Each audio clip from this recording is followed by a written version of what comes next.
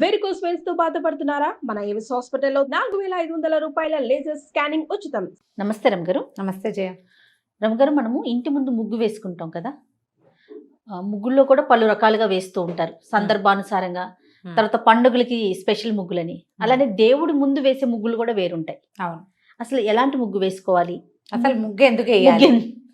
దీనికి ఏదైనా అంటే మనకి పూర్వీకులు ఏదైనా చెప్పిన విషయాలు కానీ అలా ఏమైనా ఉన్నాయంటారా? ముగ్గు మన వాకిలికి రక్షణ. వాకిలికి రక్షణ అండి? రక్షణ ఎట్లా? మన వాకిట్లో ఇంచే కదా మన ఇంట్లోకి ఏవైనా ప్రవేశించేది. మనం ఎట్లా వస్తాం ఇంట్లోకి? వాకిల్లో ఇంచి మన ఇంట్లోకి సూక్ష్మ క్రిములు అవి ఎలా ప్రవేశిస్తాయి? ఏవైనా భూత ప్రేత పిశాచాది గ్రహాలు, ఏదైనా నరదృష్టి గుమ్మం నుంచే వస్తాయి.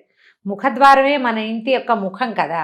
అందుకని తలవాకిలికి చక్కగా కళ్ళాపి పోసి నీళ్లు చల్లి ముగ్గేసేవాళ్ళు. ఈ కళ్ళాపులు కూడా ఎలా చల్లేవాళ్ళు? అదేంటారు, కళ ఎంపీ కళ్ళాపి, రకరకాల పేరుని మనం కళ్ళాపి చల్లటం అనేది అంటాం. ఆవు పేడని, ఆవు పేడే కాదు, గేదె పేడైనా పర్వాలేదు, నీటిలో కలిపి చల్లేవాళ్ళు. దుమ్ము రేగకుండా ఉండటం మొదటిది. వాకిట్లో ఇంచి మట్టి గుమ్మాలే ఇది వరకు అవే కదా ఉండేవి. ఇప్పుడు మనకి అపార్ట్మెంట్లు పెద్ద పెద్ద గుమ్మాలు, నేలంతా గచ్చులు వచ్చినాయి. తొలి కాలంలో అది కాదు కదా. వాకిళ్ళంతా మట్టి, ఆ మట్టి ఇంట్లోకి రేగి ఇసుక లోపలికి రాకుండా కళ్ళాపు చల్లేవారు. ఇక ఇసుకంతా మట్టి అంతా నేల మీద అణిగిపోతుంది. తర్వాత వాకిలికి రక్షణగా ముగ్గు వేసేవాళ్ళు. మనము 4 పైన 2 గీతలు గీస్తాం, ఓ చిన్న ముగ్గు వేస్తాం. ఈ ముగ్గుకి అటు 2 కర్రలు ఇటు 2 కర్రలు, కింద వైపు ఒక కర్ర, చతుర్మధ్యంగా వేస్తాం. అవును కదా, 4 వైపులా గీతలు ఉండాలి. ఈ 4 వైపులా గీతలుండి మధ్యలో ముగ్గుంటే అది శుభం. లోపలికి వచ్చే ఏ గ్రహాలనైనా అది బంధించేస్తుంది, లోపలికి రానివ్వదు. ఓహో, ఇది పురాతనమైన విధి. ఇట్లా చెప్పేవాళ్ళు. అప్పటి కాలంలో ఏం చేసేవాళ్ళంటే బియ్యపిండితో వేసేవాళ్ళు. ఈ గీతలు గీయటంతో పాటుగా ప్రధానమైనది ఏంటంటే బియ్యపిండి కనుక వేస్తే వాకిట్లో ఉన్న చీమలు ఆ బియ్యపిండి పుచ్చుకెళ్ళిపోతాయి. భూతబలి అంటారు దాన్ని. వాటికి ఆహారం ఇస్తాం మనం, ఇంట్లోకి ప్రవేశించవు. బియ్యపిండితో వేస్తే తెల్లగా ముగ్గు రాదు, కొంచెం లైట్ కలర్లో వస్తుంది. క్రమంగా ముగ్గు చెరిగిపోతుంది. చెరిగిపోయాక మనకు ఎట్లా రక్షణ ఉంటుందంటే, మనం ఆ వేసిన ప్రక్రియ ఉంది చూడు, అది మనల్ని రక్షిస్తుంది. ఆ నేల మీద మన చెయ్యి నడుస్తుంది కదా, దాని మీద ఈ గీతలు పడిపోతాయి. అందువల్ల ఇంట్లోకి రావని చెప్తారు. పాత పద్ధతి అయితే ఇది. క్రమంగా ఏం చేసాం, ఈ కళ్ళాపలు అవి తగ్గి, ఈ పేడ కళ్ళాపలు చల్లడం తగ్గి, ఏదో మామూలు నీళ్ళ కళ్ళాపి చల్లుకోవటం. వాకిళ్ళ నిండా గచ్చులు, వాకిట్లో ముగ్గేసిన తెల్లగా కనపడుతుంది, అందంగా కనపడుతుంది. దాంట్లోకి ఫ్యాషన్ ప్రవేశించేసరికి సున్నం ఎక్కువ కలిపేవాళ్ళు. సున్నం వల్ల కూడా, సున్నపు గీతల వల్ల కూడా ఇంట్లోకి చీమలు ప్రవేశించవు. కానీ చీమకి ఆహారం అవదు అది. శత్రువే కదా అది.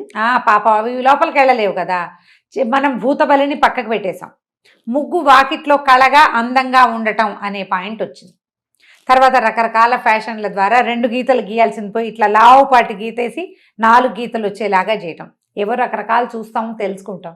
ఈ రంగవల్లుల్లో వీటిలలో చతుర్మధ్యంగా వేయటము అవి కాకుండా ఫ్యాషన్గా పువ్వు వేయటము అవి మొదలు పెట్టుకున్నాం. వాకిళ్లలో శుక్రవారాలు పద్మాలు వేయాలి, ఆడపిల్లలే వేయాలి, అలా సిద్ధాంతాలు కూడా ఉంటాయి ఊళ్ళల్లో.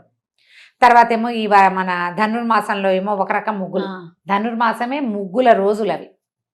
అవును, ధనుర్మాసపు ముగ్గులు రాబోయే బలిచక్రవర్తికి ఆహ్వానంగా అన్ని గళ్ళుగా వేస్తాం.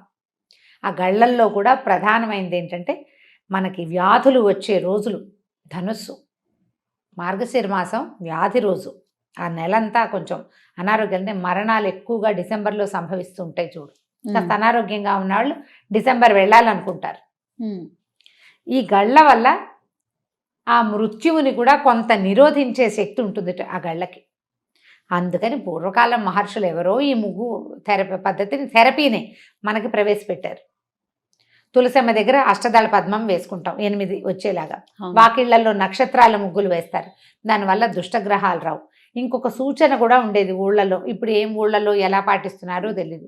ఇంట్లో ఏదైనా అశుభం జరిగితే ముగ్గు వేయరు. ఈ సాధులు, సన్యాసులు, అడుక్కునే వాళ్ళు, ముష్టి భిక్షకులు కూడా ఎవరి వాకిట్లో ముగ్గు లేదో ఆ ఇంటికి భిక్షకు వెళ్ళేవారు కదా. ఇంట్లో పితృకార్యం ఉందనుకో, తద్దినం ఉందనుకుంటా, ఆబ్దికాలు చేస్తారు కదా. నెలమాసిక ఎవరైనా మరణిస్తే నెలమాసికాలు పెట్టాలి.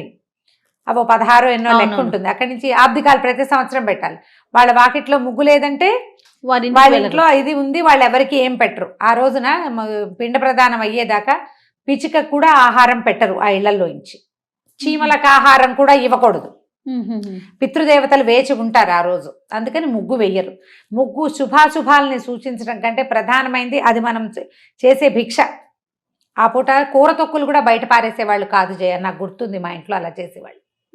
మామూలుగా కూర తరగగానే అవి వాకిట్లో ఉన్న కుడితొట్లో వేసేసి కాస్త నీళ్ళు పోసి బియ్యం కడుగు కూడా పోసేసేవాళ్ళం, ఎప్పటికప్పుడు పోసేసి. ఇప్పుడు కొంచెం తగ్గింది.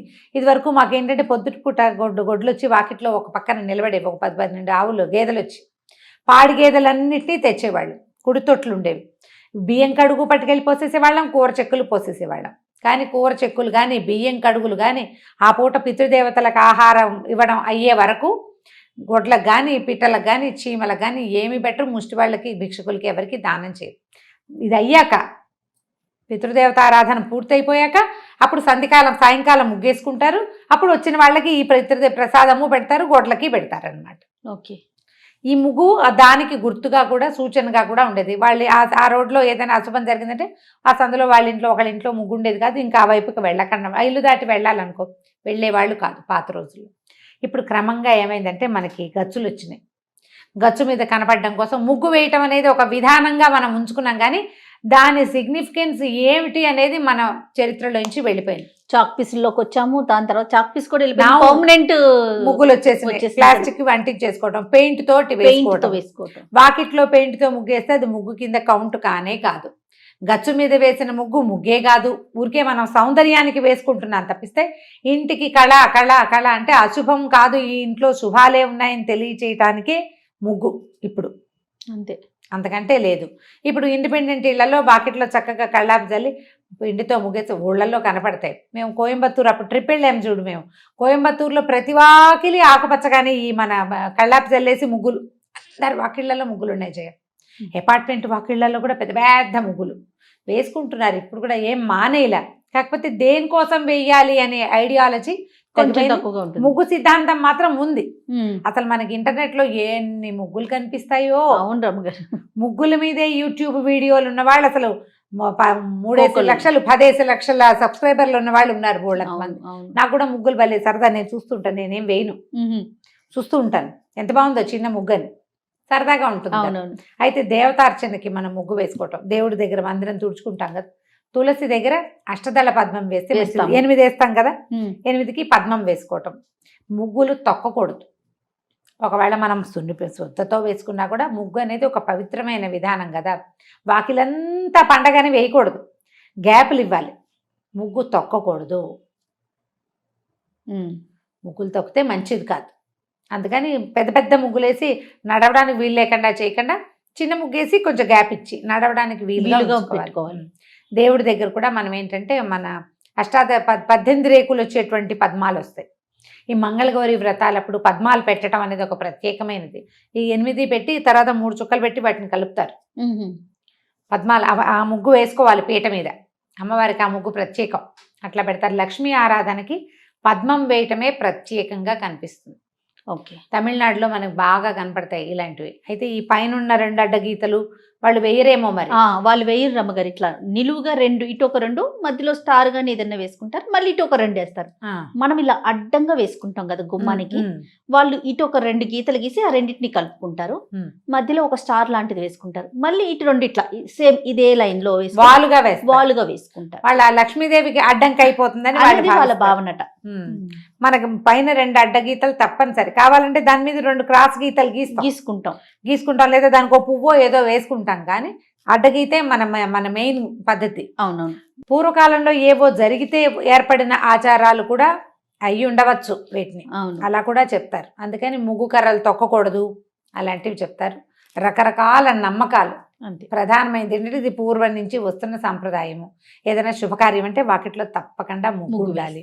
అశుభాలప్పుడే ముగ్గులు వేసుకోవాలి. వాకిలు కడిగామనుకో వెంటనే కాస్త ముగ్గు వేసుకోవాలి, అయితే అశుభం. అసలు మనం ఇంట్లో నుంచి బయటికి వెళ్తున్నామంటే మార్నింగ్ ముగ్గు లేకుండా బయటికి వెళ్ళకూడదు, అదొక అలవాటు అయిపోయింది, అనిపించేస్తూ ఉంటుంది. అలవాటు. అపార్ట్మెంట్ లో అయినా వాకిట్లో ఏదో ముగ్గైనా వేసుకుంటాం, చిన్న ముగ్గైనా వేస్తాం. చెయ్యండి ముగ్గులు, అంటే ఈ పద్ధతిని కొనసాగించాలి, మానేయద్దు.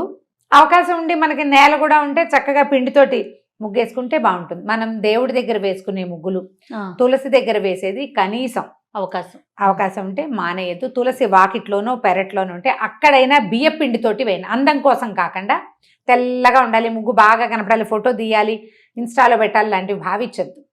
తులసి వాకిట్లో ఉంది, పెరట్లో ఉంది, మట్టి ఉంది, చీమలు తిరుగుతాయి, అక్కడ బియ్య పిండి చక్క మెత్తటి పిండి పడితే తెల్లగా ఉంటుంది. ఆ పిండితోటి ముగ్గు వేయండి. ఆ బియ్య పిండి చీమలకి ఆహారం అయితే మనకి చాలా మంచిది. గచ్చ మీద వేస్తే గాలికి ఎగిరిపోతుంది, మనమే తొక్కేస్తాం, ఇంట్లోకి వచ్చేస్తుంది. నేల ఉంటేనే ఈ పద్ధతి. తప్పకుండా అండి. నమస్తే. నమస్తే జయ.